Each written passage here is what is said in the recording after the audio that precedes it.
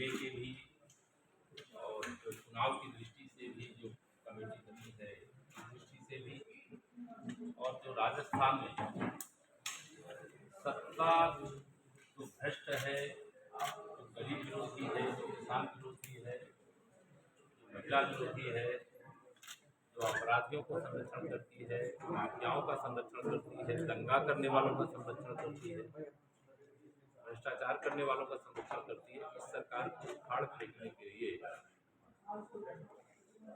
परिवर्तन यात्रा राजस्थान प्रदेश में 4 अलग अलग क्षेत्रों से चल रही है। कल मैं एक यात्रा में जयपुर से अलवर तक गया और जिस प्रकार का समर्थन और सैलाब भारतीय जनता पार्टी की परिवर्तन यात्रा के समर्थन के लिए, स्वागत के लिए, कमल खिलाने के लिए, मोदी जी के हाथों को और मजबूत बनाने के लिए उमड़ रहा है, उससे मैं पूरे विश्वास से कह सकता हूँ कि 2023 के विधानसभा चुनाव में 2013 का जो विधानसभा चुनाव का रिकॉर्ड है उसे राजस्थान की महान जनता तोड़ करके भारतीय जनता पार्टी की फिर से सरकार बनाएगी। साथ ही मुझे उत्तर प्रदेश से हूँ, इसलिए एक बात जरूर मैं राजस्थान के मतदाताओं को, भारतीय जनता पार्टी के कार्यकर्ताओं को इस बात का धन्यवाद दूंगा कि 2014 में माननीय नरेंद्र मोदी जी को देश का प्रधानमंत्री बनाना, महाराष्ट्र में 25 सांसद चुने जाते हैं, उत्तर प्रदेश में 80 चुने जाते हैं, हम लोग 80 में से केवल 73 जिता पाए, लेकिन राजस्थान ने 25 में से 25 जिताने का काम किया है। इसलिए राजस्थान में जो भारतीय जनता पार्टी के प्रति लोगों का झुकाव है, समर्थन है, वह बहुत बड़ा समर्थन है, क्योंकि 2018 के चुनाव में कांग्रेस पार्टी ने अशोक गहलोत जी की अगुवाई में झूठे वादे किए और मैंने कई जगह यहाँ की जनता से सवाल किया कि क्या जो वादे कांग्रेस पार्टी ने 2018 के विधानसभा चुनाव से पहले किए थे उनको पूरा किया क्या? लोगों का एक तरफ से हाथ उठता है कि केवल धोखा हुआ, विश्वासघात हुआ, इसलिए कांग्रेस को हम हटाएंगे और भाजपा को पूरी ताकत के साथ लाएंगे। मेरा तो यह मानना है कि राजस्थान में जनता का मूड और भारतीय जनता पार्टी के संगठनात्मक अभियान दोनों के आधार पर जैसे लोकसभा का रिजल्ट है वैसा ही विधानसभा का भी परिवर्तित होता हुआ दिखाई दे रहा है।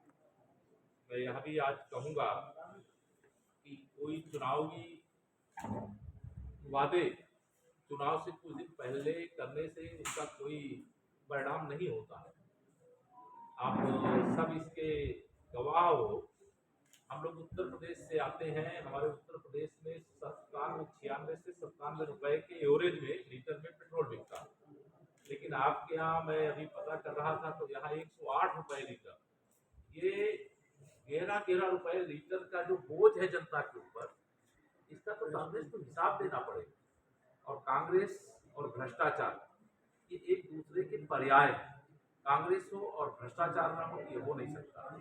भारतीय जनता पार्टी भ्रष्टाचार मुक्त भारत के लिए, भ्रष्टाचार मुक्त राजस्थान के लिए, गरीब कल्याण के लिए, किसान के उत्थान के लिए, महिलाओं के सशक्तिकरण के लिए मजबूती से जो काम जहां हमारी सरकार है वहां हमने किया है और वहां का परिणाम वहां की जनता देख रही है। इसलिए हमें बार बार सरकार में कहीं चूक हो जाती है तो वह निश्चित तौर से 18 में थोड़े अंतर से हम लोग इनके झूठे वादों के प्रलोभन में जनता कुछ आ गई थी, इसलिए थोड़े अंतर से 1% वोट कोई बहुत बड़ा नहीं होता है, लेकिन एक बड़ी छलांग विधानसभा 2023 में जो 2018 की हार हुई है उसका हिसाब यहाँ की जनता भी चुकता करेगी, हमारे पार्टी के कार्यकर्ता भी चुकता करेंगे। सर, आप यूपी से आते हैं, अयोध्या का मंदिर आपने बना दिया, अयोध्या के बाद में अब ज्ञानवापी और मथुरा काशी के लिए क्या तैयारी है? ये माननीय प्रधानमंत्री नरेंद्र मोदी जी के नेतृत्व में जब देश की बागडोर राजस्थान सहित देश की जनता ने सौंपा तो 500 साल की लड़ाई थी, जिसमें 3 लाख से अधिक राम भक्त हिंदुओं का राम जन्मभूमि पर मंदिर निर्माण के लिए बलिदान हुआ था। आज रामलला का भव्य मंदिर बनकर के तैयार हो रहा है। और जनवरी में वहाँ रामलला उस स्थान पे 500 वर्ष के बाद विराजमान होंगे, जो उनका वास्तविक जन्म स्थान है। यह देश के हर एक राम भक्त के लिए, हर राष्ट्रभक्त के लिए बहुत महत्वपूर्ण है। लेकिन कांग्रेस भगवान श्री राम को काल्पनिक बताती थी कि राम तो हुए ही नहीं। लेकिन जब जनता ने, राम भक्तों ने उनको सत्ता से बेदखल कर दिया, तो उनको राम भी याद आ गए, हनुमान भी याद आ गए और शंकर भगवान भी याद आ गए। हमने हर बार ये सुना है नारों के अंदर, मथुरा काशी बाकी है, मथुरा काशी बाकी है। तो आपको उसकी क्या बता रहा हूँ, तैयारी? मेरी बात पूरी हो जाने दीजिए तो आपका सवाल का जवाब भी मिल जाएगा। सर, अभी मैं श्री राम जन्मभूमि के बारे में बताया हूँ आपको कि हम आज उस गौरवपूर्ण क्षण की प्रतीक्षा कर रहे हैं। मैं भी श्री राम जन्मभूमि आंदोलन का ही सिपाही हूँ और वही लड़ाई लड़ते लड़ते और राजनीतिक क्षेत्र में मुझे आज सेवा का मौका मिला। अयोध्या के बाद काशी और मथुरा की जो आप बात कर रहे हैं, काशी आपका जाना नहीं हुआ होगा। माननीय नरेंद्र मोदी जी के आने से पहले काशी का बाबा विश्वनाथ जी का जो धाम है, वो एक बहुत छोटे सीमित क्षेत्र में था। लेकिन आज वहाँ अगर एक साथ लाखों की संख्या में लोग पहुँचते हैं तो बाबा विश्वनाथ जी का दर्शन करते हैं। एक परिसर जो, जिसे आप ज्ञानव्यापी कहते हैं, ज्ञानव्यापी के स्थान को लेकर के जिला की वहाँ की अदालत में, उच्च न्यायालय में, सर्वोच्च न्यायालय में मुकदमा विचाराधीन। हमें पूरा विश्वास है इस समय एएसआई के माध्यम से सर्वे चल रहा है और उस सर्वे के आधार पर सच्चाई सामने आएगी और बाबा विश्वनाथ जी का वह धाम, वह स्थान पूरी तरह से आने वाले समय में, जैसे अयोध्या हमारा है वैसे काशी विश्वनाथ जी का स्थान भी हमारा होगा और भविष्य में मथुरा भी होगा। लेकिन यह काम भारतीय जनता पार्टी ही कर सकती है, भारतीय जनता पार्टी ही न्याय दिला सकती है।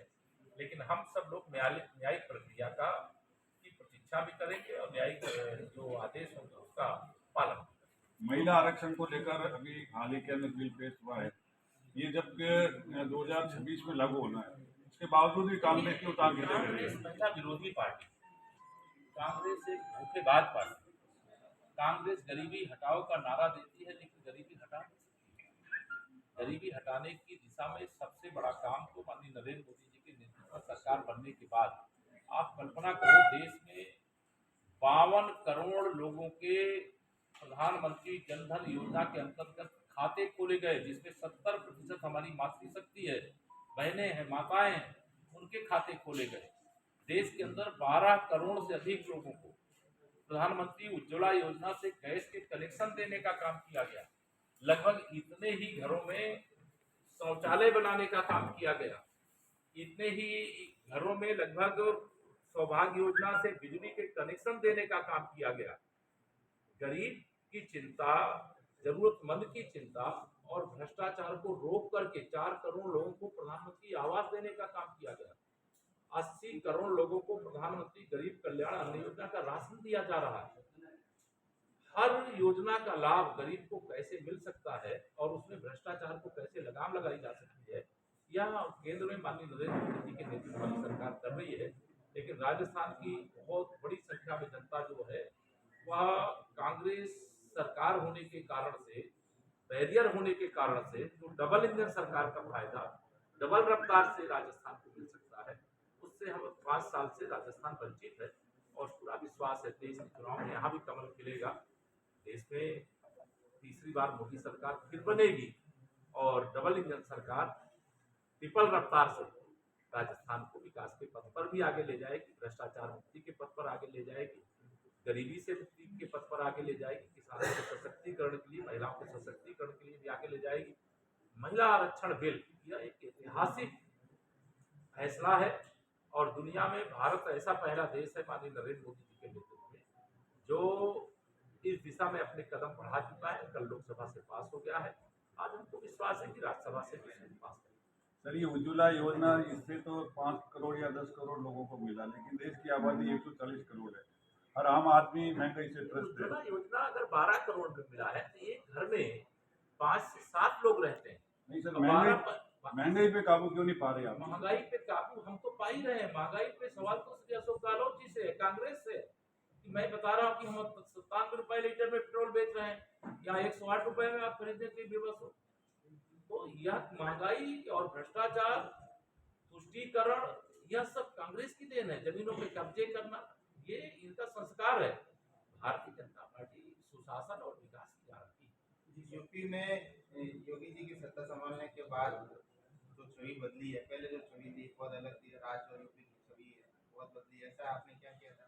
और राजस्थान में सरकार बनने के बाद वो आप क्या करें? आपने उत्तर प्रदेश में माननीय नरेंद्र मोदी मॉडल जो गुजरात का था, गुजरात मॉडल को उत्तर प्रदेश में अपनाया।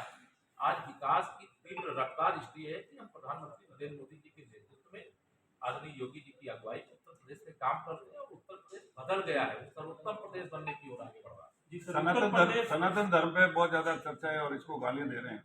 जो ऐसी कोशिश कर रहे हैं, वह भगवान राम को काल्पनिक बताने की भी कोशिश कर रहे थे। वह मंदिर में कभी शीश नहीं झुकाते थे। रोजा अवतार की पार्टियां तो वो कर सकते थे, लेकिन कभी वह मंदिर में दर्शन करने जाने से डरते थे। लेकिन भाजपा की वैचारिक जो हमारी ताकत है, उसके सामने कांग्रेस को झुकना पड़ा है। जो मंदिर नहीं जाते थे, आज उनको मंदिर जाना पड़ा है। जो हिंदू की बात नहीं करते थे, आज हिंदू की बात करना पड़ रहा है। अपने को जनेऊधारी बताना पड़ रहा है, माथे पे टीका लगाना पड़ रहा है। अन्यथा इनका इतिहास तो केवल हिंदू विरोधी है, राम विरोधी है, कृष्ण विरोधी है, शिव विरोधी है। राजस्थान में सीएम की दौड़ में कौन कौन था? भारतीय जनता पार्टी में राजस्थान में दावेदार कौन है, यह विषय नहीं। विषय यह है कि भाजपा जीत रही है और यहाँ अनेक दावेदार हैं। चेहरे दावेदार नहीं कह सकते, चेहरे हैं जिनको पार्टी नेतृत्व और जो चुना जाने वाला विधायक दल है वह निर्णय कर लेगा जब चुनाव परिणाम आ जाएंगे। और राजस्थान मजबूत नेतृत्व देने में सक्षम है और हमारे पास नेताओं का अभाव है। जी सर, वसुंधरा जी ने बहुत अच्छे एक मॉडल की बात आप क्यों कर रहे हैं? यहाँ पर राजस्थान में भारतीय जनता पार्टी की सरकार बनने के बाद ऐसी कौन सी दो योजनाएं या जो दो काम है जो पहला काम तो भ्रष्टाचार करने वालों को जांच करा करके उनको उसकी सजा देंगे जो गरीब का हक लूटने का काम किए। जी, हम ये फर्जी तरीके से जो धोखा दे करके, विश्वासघात करके, जनता के हितों की उपेक्षा करके सत्ता का केवल लाभ लेना चाहते हैं, उसका जवाब जब भाजपा आती है, जब कमल खिलता है, तो वह विकास जो वसुंधरा राजे जी की अगुवाई में जब हमारी सरकार थी जो हुआ था, वह विकास ही आज दिखाई दे रहा है। कल मैं एक अलवर जा रहा था, मैं आश्चर्य कर रहा था कि मैं सड़क पे चल रहा हूँ कि गड्ढे में चल रहा हूँ। मतलब यहाँ राजस्थान का हाल बहुत बदहाल करने का काम किया है, केवल कमीशन खोरी करने का काम किया है। यहाँ जल जीवन मिशन योजना के अंतर्गत हम हर घर नल से जल पहुंचाने का काम कर रहे हैं और यहाँ इस योजना में भी कैसे कमीशनबाजी किया जाए। इसलिए कांग्रेस के बारे में मैं कहता हूँ, कांग्रेस करप्शन करने वाली पार्टी है, कांग्रेस कमीशन खोरी करने वाली पार्टी है, कांग्रेस क्राइम का साथ देने वाली पार्टी है। इसलिए कांग्रेस का कोलैप्स हो जाना एकदम सुनिश्चित दिखाई देता है। जी एक मिनट, अगर राजस्थान में आपकी सरकार बनती है सर, तो यूपी मॉडल की कौन सी चीज है जो आप राजस्थान में करना चाहेंगे? आप विश्वास रखो, माननीय मोदी जी ने जो मॉडल गुजरात से खड़ा किया था, उस मॉडल पे राजस्थान पहले भी आगे बढ़ चुका है। बीच में इनके झूठे वादों के जाल में हमारी राजस्थान की जनता फंस गई थी और राजस्थान की जनता इस बात को जानती है कि भाजपा आएगी, खुशहाली लाएगी, सुशासन लाएगी, विकास करेगी, भ्रष्टाचार पर लगाम लगाएगी, संगोप पर लगाम लगाएगी, जो अपराध करने वाले उनको सजा दिलाने का काम करेगी। यही मॉडल गुजरात का, यही मॉडल यूपी का, यही मॉडल राजस्थान का। बुलडोजर वहां से आएंगे सर, बुलडोजर।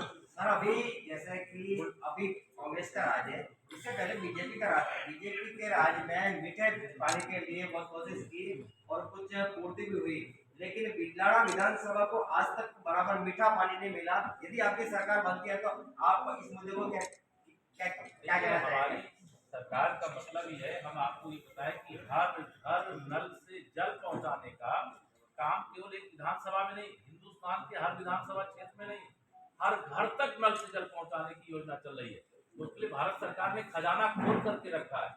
राजस्थान की सरकार केंद्र की योजनाओं का लाभ राजस्थान की जनता को नहीं लेने देना चाहिए। इसके कारण से तमाम योजनाएं ऐसी हैं जो राजस्थान के लोगों को मिलना चाहिए, उसमें श्री अशोक गहलोत जी के अगुवाई वाली सरकार बैरियर बन करके खड़ी है। इस बैरियर को हटा देंगे और तीव्र रफ्तार सर एक सर अरे रुक रे भारतीय जनता पार्टी ने राष्ट्रीय लोकतांत्रिक पार्टी के साथ गठबंधन किया। अभी जो हाल ही में जो चुनाव होंगे तो किसी भी सियासी पार्टी को साथ मिलेगी। ये राजस्थान भारतीय जनता पार्टी तय कर लेगी। सर एक सवाल सर आज की तारीख में आप राष्ट्रीय नेतृत्व संभाल रहे हैं। राजस्थान में जब वसुंधरा राजे ने 120 सीटें दी, 160 सीटें दी, लेकिन आज की तारीख में वो वसुंधरा जी कहीं नहीं दिख रही है। नहीं, क्या बात है, मैं यहाँ वसुंधरा जी चारों हमारी जो परिवर्तन यात्राएं शुरू हुई उनका शुभारंभ उन्होंने किया है।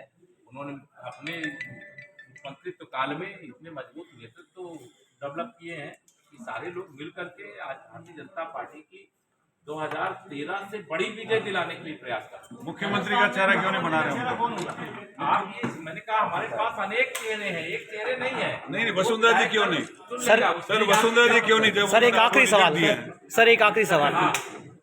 दूसरी सारी पार्टियों का कहना है कि भाजपा धर्म के नाम पर राजनीति कर रही है, तो इसके बारे में आप क्या कहना चाहोगे? देखिए, भारतीय जनता पार्टी धर्म के नाम पर राजनीति नहीं करती है। अगर राम जन्मभूमि पर 500 साल से जो विवाद था, वहाँ पर रामलला का भव्य मंदिर बनाने का काम कर दिया, उसको धर्म के नाम पर राजनीति कहते हैं, भगवान राम को काल्पनिक बताते हैं। तो यह इनका संस्कार है। हम धर्म के नाम पर नहीं, सत्य के नाम पर राजनीति करते हैं। ये राष्ट्रवाद के नाम पर राजनीति करते हैं। जम्मू कश्मीर से धारा 370 हटाए, ये हमारा राष्ट्रवाद है।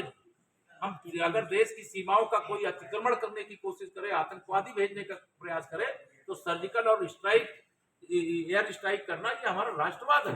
हम देश की सीमाओं की हर कीमत पर रक्षा करना जानते हैं। श्री राम जन्मभूमि को 1992 में ढांचा रहा था, वहां पर जो कलम की ढांचा था, उस समय आदरणीय कल्याण सिंह जी के नेतृत्व वाली यूपी सरकार को बर्खास्त किया गया, लेकिन उस समय आदरणीय भैरव सिंह शेखावत जी के नेतृत्व में सरकार राजस्थान में थी। आदरणीय सुंदरलाल पटवा जी की अगुवाई में मध्य प्रदेश में सरकार थी। शांता कुमार जी की अगुवाई में हमारी हिमाचल में सरकार थी। हमारी 4 सरकारें बर्खास्त करने का काम किया गया। हम अगर राम भक्त हैं तो हैं, भारत माता की जय बोलते हैं तो बोलते हैं, हम सूर्य माता की जय नहीं बोलते हैं तो नहीं बोलते हैं। ज्ञान मस्जिद को लेकर बहुत बहुत धन्यवाद।